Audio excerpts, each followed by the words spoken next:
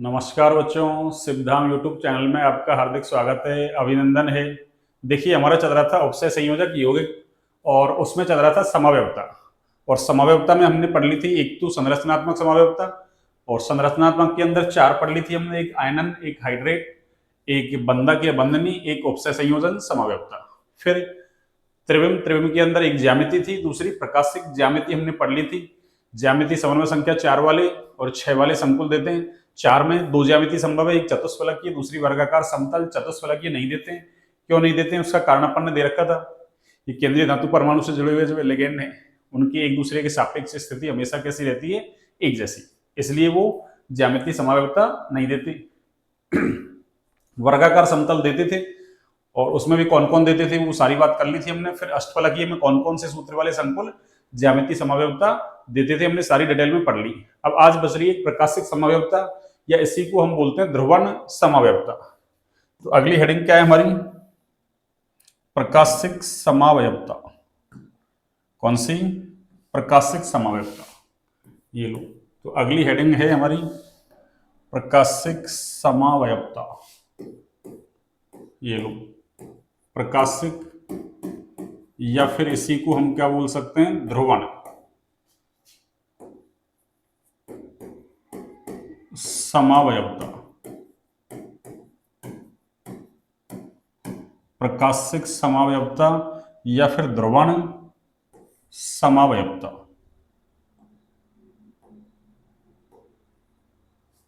प्रकाशिक या ध्रुवण।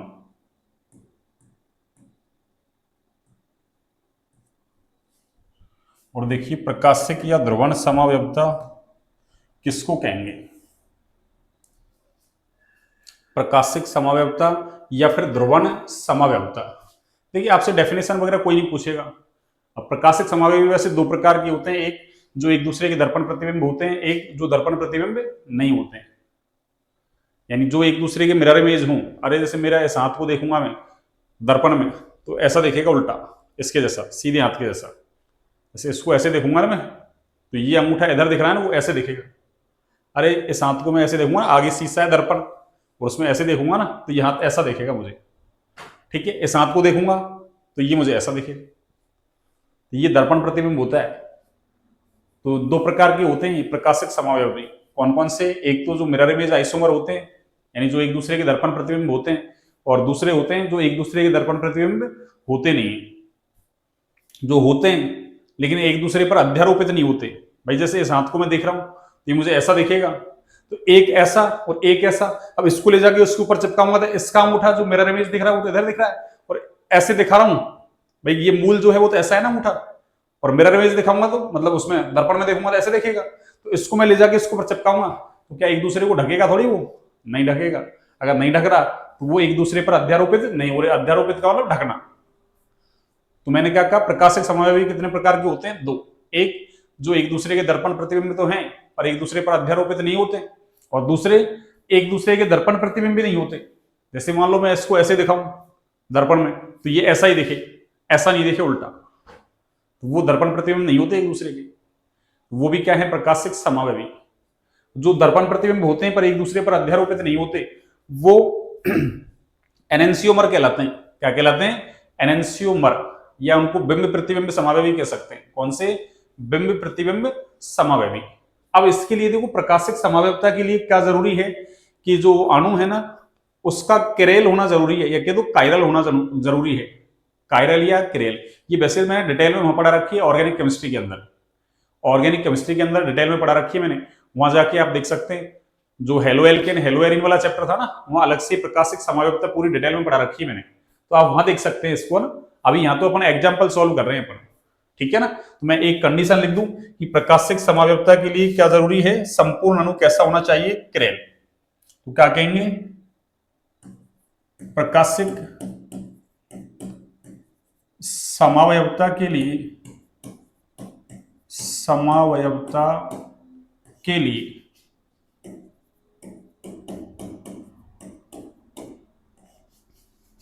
आवश्यक शर्त, आवश्यक शर्त यह है कि यह है कि संपूर्ण अणु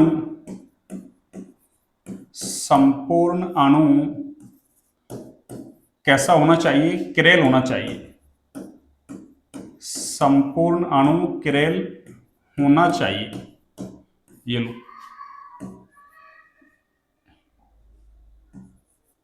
संपूर्ण अणु कैसा होना चाहिए? किरेल। ये लो, अब देखो किरेल क्या होता है। किरेल या कायरेल एक ही बात है। अब किरेल अणु कैसे होते हैं कि ऐसे अणु जिनमें सममिति के तत्व कैसे हों? एब्सेंट। क्या कह रहा हूं मैं कि ऐसे अणु जिनमें सममिति के तत्व कैसे हों? एब्सेंट। या ऐसे अणु जिनमें दर्पण प्रतिबिंब एक दूसरे पर अध्यारोपित नहीं होते, या यूं कह दो अणु जिनमें सममिति के तत्व कैसे हों? एब्सेंट। वो क्या कहलाएगा आपके? अरे वो क्या कहलाएगा? किरेल। वो क्या कहलाएगा आपके? किरेल। क्या कह रहा हूं मैं?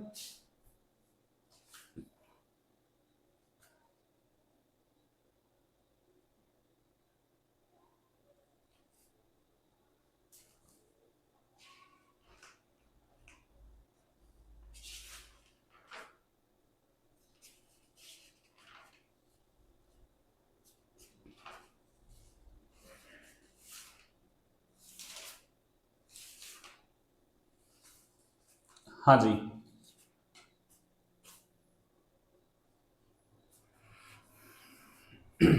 तो संपूर्ण अणु कैसा होना चाहिए? किरेल। तो देखो किरेल के लिए क्या कहेंगे अपन कि ऐसे अणु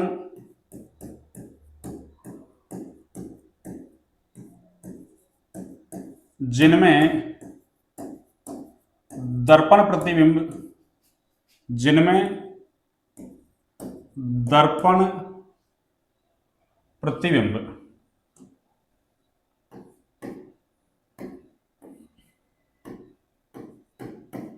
जिनमें दर्पण प्रतिबिंब एक दूसरे पर दर्पण प्रतिबिंब एक दूसरे पर अध्यारोपित नहीं होते हैं। दर्पण प्रतिबिंब एक दूसरे पर अध्यारोपित नहीं होते हैं। एक दूसरे पर अध्यारोपित नहीं होते हैं।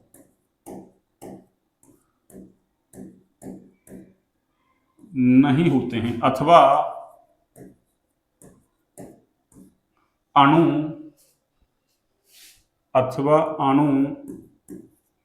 जिनमें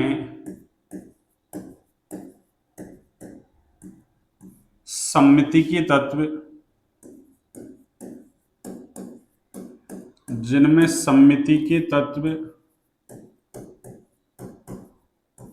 क्या हो?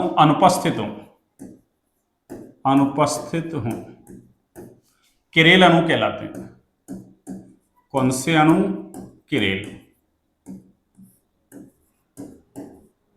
किरेल अणु कहलाते हैं।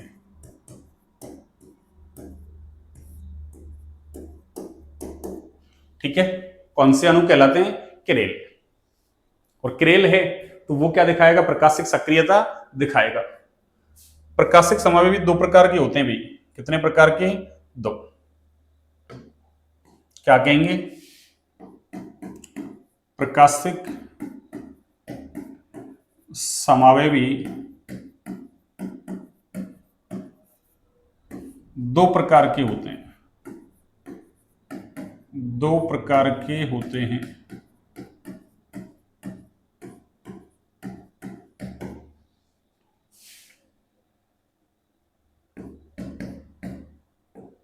एक है बिंब प्रतिबिंब समावेशी। ये तुम्हारी एनसीईआरटी में क्या लिख रखा है? देखो तुम्हारी एनसीईआरटी में लिख रखा है प्रतिबिंब रूप लिख रखा है। वैसे तो बिंब प्रतिबिंब,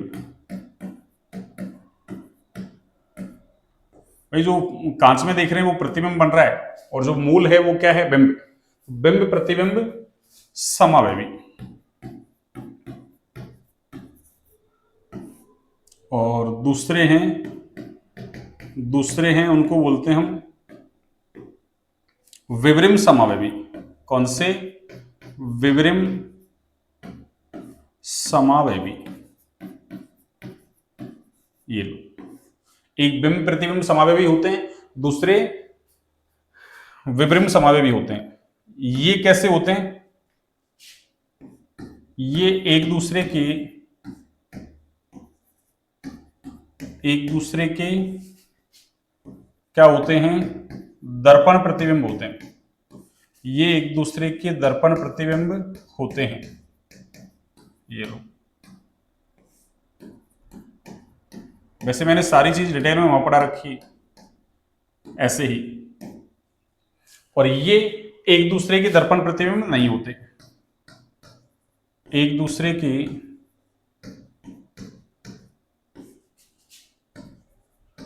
दर्पण प्रतिबिंब नहीं होते हैं। दर्पण प्रतिबिंब नहीं होते हैं।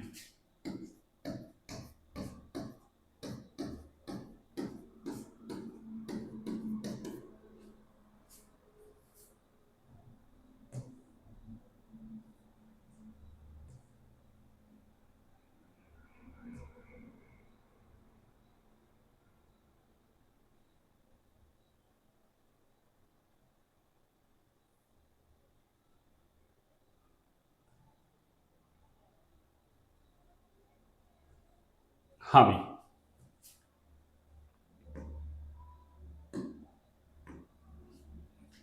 तो प्रकाशिक समावयवी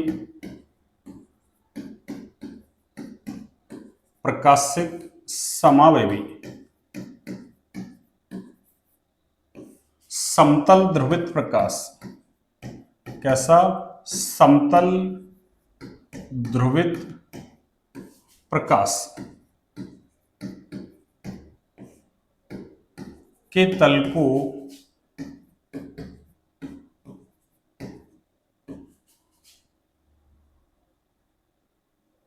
किसी निश्चित दिशा में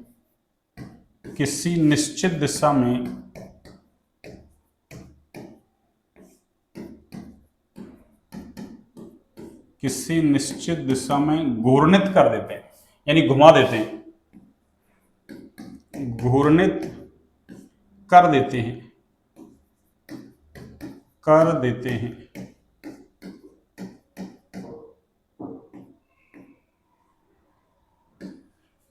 यानी ये क्लॉकवाइज भी घुमा सकते हैं, किसी निश्चित दिशा में घूर्णित कर देते हैं।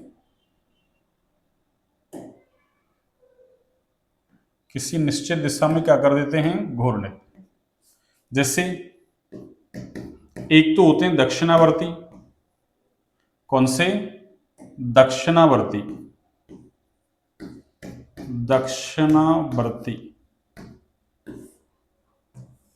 एक तो पीपीएल के तल को किधर घुमाते हैं?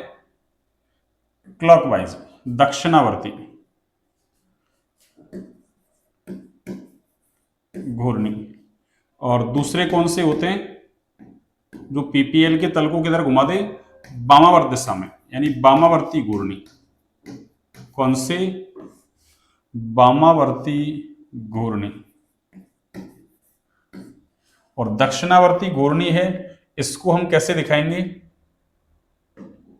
इसको हम स्मॉल डी से दिखाएंगे और इसको हम स्मॉल एल से दिखाएंगे। किससे? स्मॉल डी और स्मॉल एल से। तो जो प्रकाशिक समावयवी होते हैं वो समतल ध्रुवित प्रकाश के तल को किधर घुमा देते हैं? मतलब किसी भी एक दिशा में घुमा देंगे। अगर क्लॉकवाइज घुमाएंगे घड़ी की दिशा में तो दक्षिणावर्ती घूर्णी, उसको स्मॉल डी से दिखाएंगे। और जो वामावर्त घुमाएगा वो, यानी एंटी क्लॉकवाइज घड़ी के विपरीत दिशा में घुमाएगा, उसको वामावर्ती घूर्णी बोलेंगे हम। ठीक है, और इसको स्मॉल एल से दिखाएंगे अपन। किससे? स्मॉल एल से।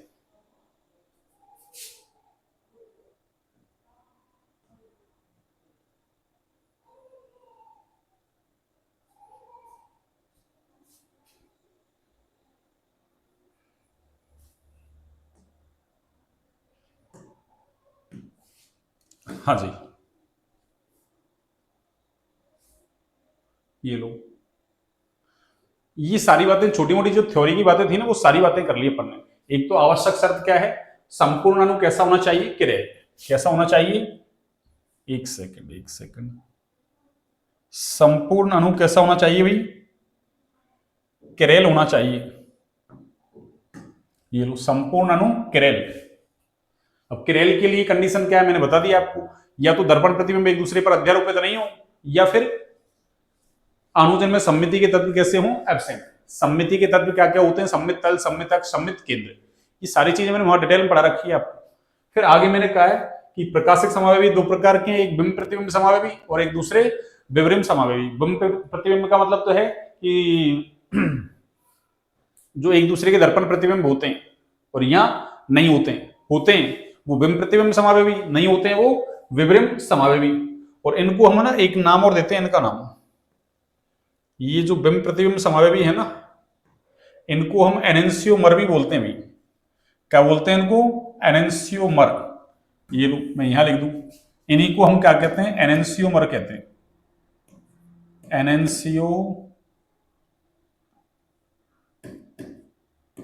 एनएनटीओ या एनेंसियोमर।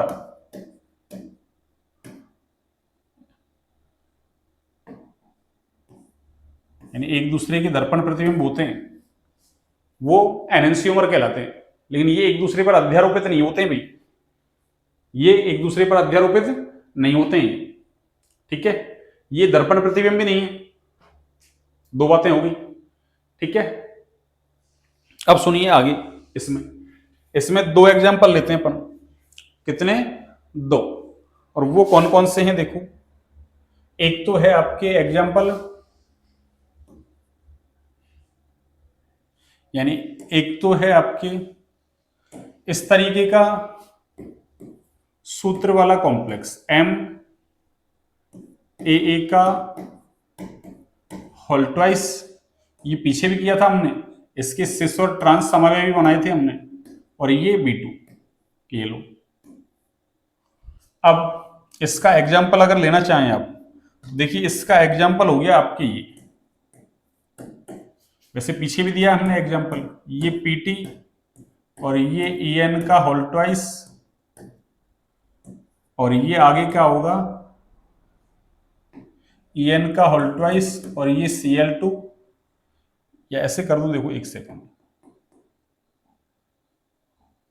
PT Cl2, क्योंकि क्लोरो पहले आ रहा है ना वर्ण वाला में, तो PT Cl2 और आगे EN का होल ट्वाइस।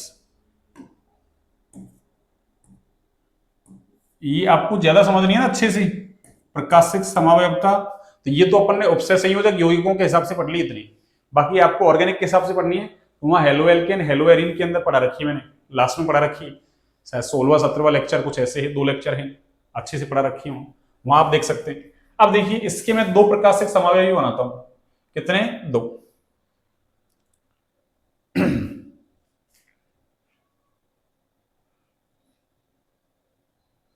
देखिए 2 कौन कौन से हैं?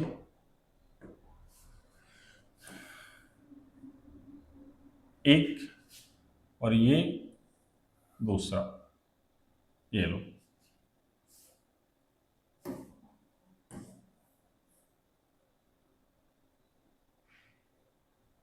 हाँ जी, देखिए सेंटर में तो कौन आएगा?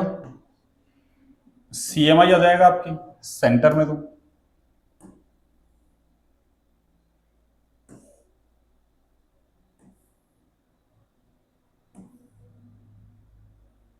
ये अष्टफलकीय संकुलों की बात कर रहे हैं अपन। किसकी? अष्टफलकीय संकुलों की।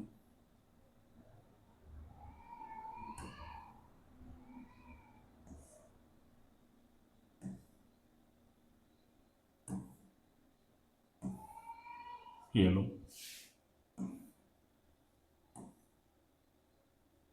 ये लो। अब देखिए, अब इसमें कौन आएगा सेंटर में?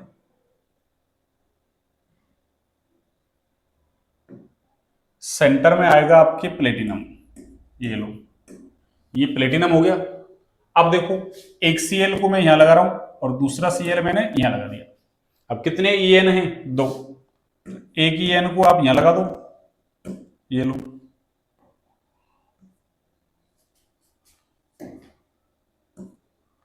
और दूसरे EN को आप यहां लगा दो। क्यों, यदि आपको याद हो तो अपन ने इसके दो समावेशी बनाए थे, एक सिस और एक ट्रांस। ये सिस वाला ही था, ये कौन सा था, सिस वाला। अगर मैं इसको यहां लगा दूंगा Cl को तो ट्रांस हो जाएगा ही, तो फिर तो ये ट्रांस वाला है, वो तो क्या नहीं दिखाता, प्रकाशिक समावेशिता नहीं दिखाता, वहां मैंने नोट डाला है। अब इसका देखो, दूसरा यदि मुझे समावेशी बनाना है दूसरा, तो कैसे बनेगा देखना। इसका यदि मुझे क्या बनाना है, दूसरा समावेशी बनाना है, तो देखिए यहां मैं क्या लगाऊंगा, अरे यहां मैं दर्पण लगाऊंगा। आप दर्पण को ऐसे दिखा सकते हैं डॉट डॉट करके, या फिर ऐसा बना सकते हैं, आप चाहें तो ऐसा बना लो, आपकी इच्छा। ऐसे करके ऐसे बनाते हैं दर्पण, पॉलिश करते हैं, या ऐसे बना लो, आपकी इच्छा है कैसे बना लो। ये लो, तो ये क्या है, दर्पण।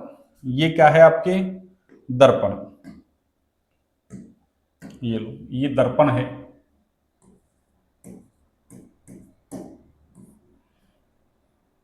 अब अभी तो सीखा अपन, जैसे दर्पण में इसको देखेंगे अपन, तो ये कैसा दिखेगा, अरे ये कैसा दिखेगा बच्चों, दर्पण में देखिए ऐसा दिखेगा ये, कि जो Cl इधर दिख रहा है ना, वो इधर दिखेगा आपको, और ये वाला Cl तो यहीं दिखेगा, और जो En इधर दिख रहा है वो इधर दिखेगा। भाई दर्पण में उल्टा ही दिखेगा आपको।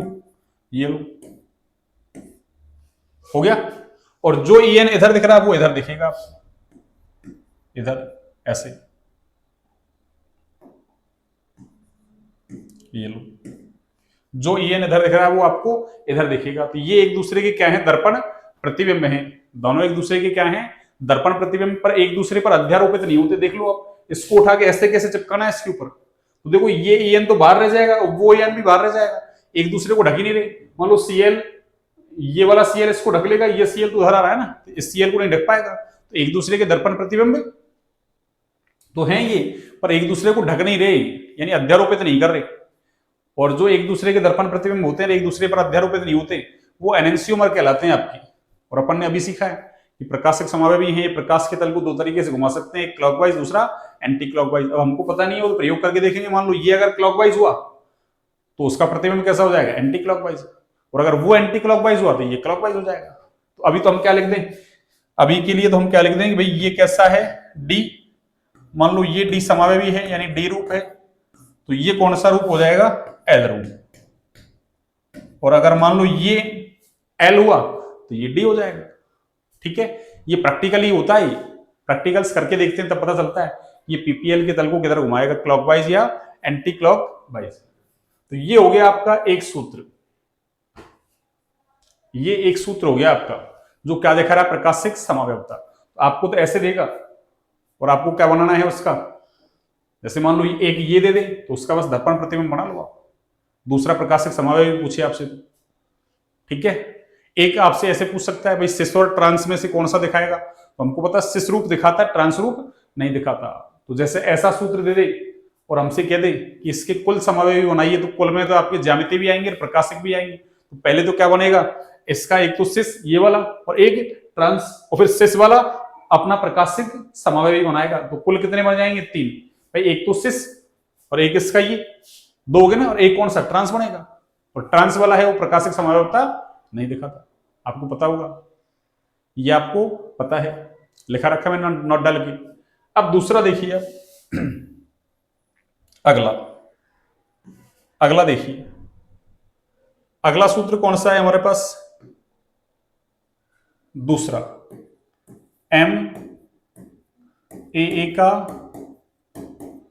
हल थ्राइस।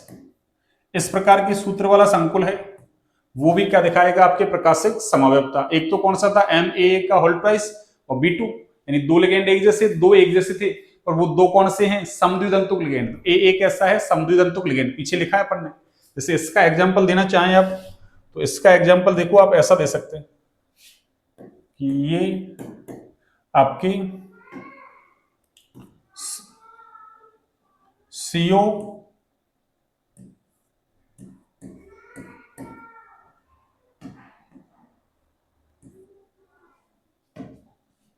COEN का होल थ्राइस और प्लस का 3। एक चीज और देखो, इसमें ये पीछे ये रह गया, एक सेकंड, इसमें ये प्लस नहीं लगाया मैंने। आप प्लस लगा सकते हैं, देखो +2 है ना, ये लो, तो आप इसके ऊपर प्लस लगा सकते हैं। देखो कैसे, ये लो, आप इसके ऊपर क्या लगा सकते हैं, प्लस। और प्लस का कितना है, प्लस का 2। प्लस का कितना चार्ज है बच्चों, प्लस का 2, ये लो, प्लस का 2। और इधर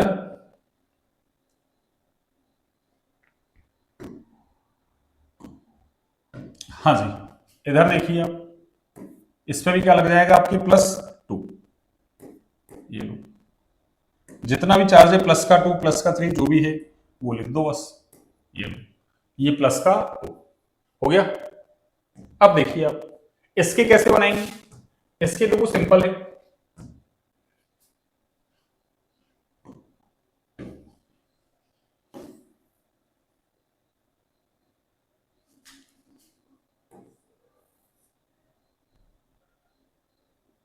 हाँ जी, अब देखिए,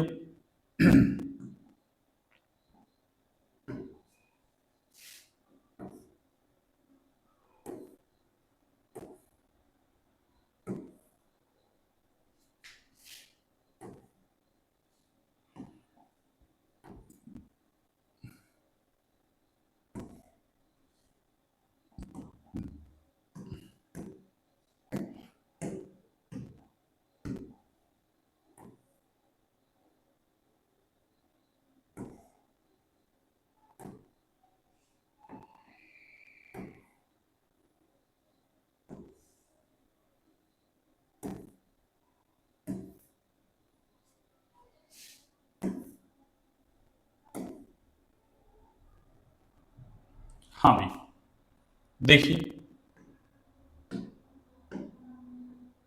इसमें कौन आएगा, देखो CO, कोबाल्ट है अपने पास, केंद्रीय धातु परमाणु, यानी कोबाल्ट आ जाएगा।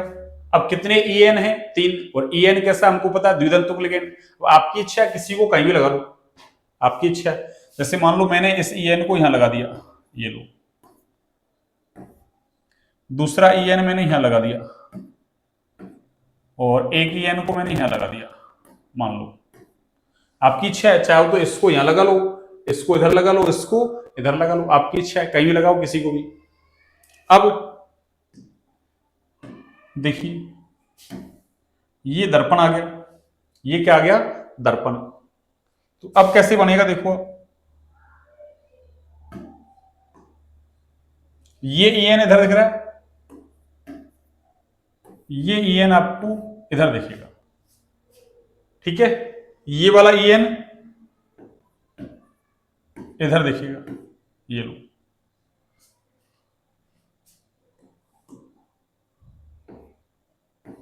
ये लो, और ये वाला EN आपको इधर दिखेगा। क्यों, दर्पण में देखोगे आप तो आपको ऐसा ही दिखेगा, ये लो, दर्पण में देखोगे तो इधर वाला इधर और इधर वाले दोनों इधर दिखेंगे आपको।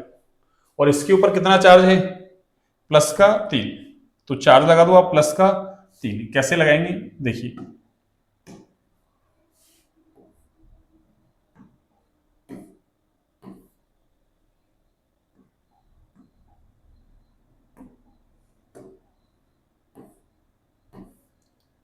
ये लो, प्लस का कितना चार्ज लगाना हमको, 3,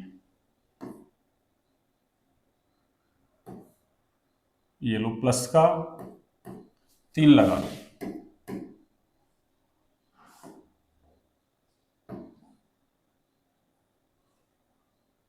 प्लस का 3 चार्ज,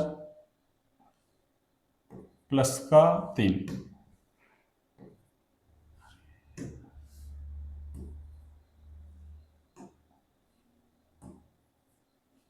ये लो, प्लस का 3 चार्ज लगा लो। अब एक इसको कह दो आप डी रूप, कि ये डी समावेवी है, तो दूसरा कौन सा हो जाएगा आपके, एल समावेवी, ये लो, ये डी रूप और ये एल रूप। अब देखो, वैसे ये जो आपके प्रकाशिक समव्यवता है ना, ये सामान्यतः द्विदंतुक लिगेंड युक्त अष्टफलकीय संकुलों में पाई जाती है। सामान्यतः द्विदंतुक लिगेंड युक्त अष्टफलकीय संकुलों में पाई जाती है। तो क्या लिख सकते हैं अपन, एक लाइन ये लिख सकते हैं,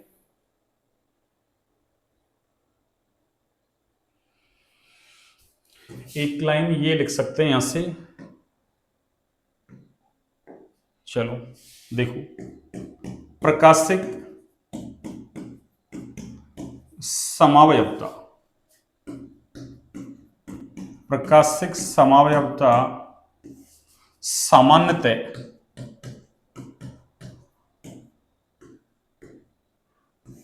द्विदंतुक,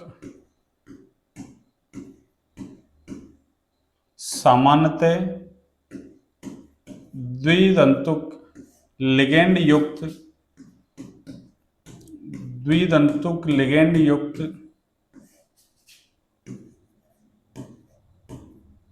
द्विदंतुक लिगेंड युक्त अष्टफलकीय संकुलों में,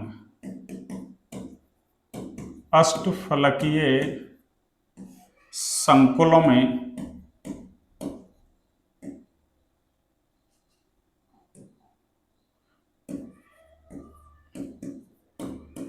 अष्टफलकीय संकुलों में